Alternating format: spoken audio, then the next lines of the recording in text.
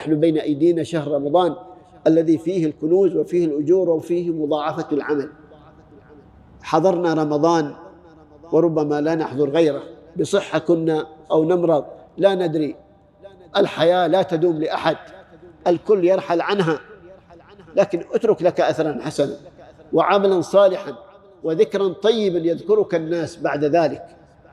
واعلم بأن رمضان يا إخواني يعطيك جائزة عظيمة لا توجد. إذا كان ليلة القدر خير من 1000 شهر، أكثر من عبادة 80 سنة، وهي ليلة واحدة مع رمضان بأكمله، أنت تحرز عبادة سنوات ربما بل لن تعيشها، مئات السنين.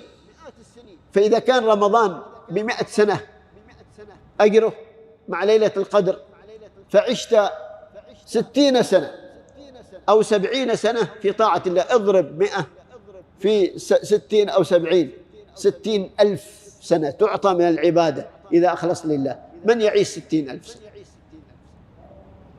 أو 60 أو 600 سنة؟ ما حد يعيش هذا العمر. تعطى ذلك في شهر رمضان.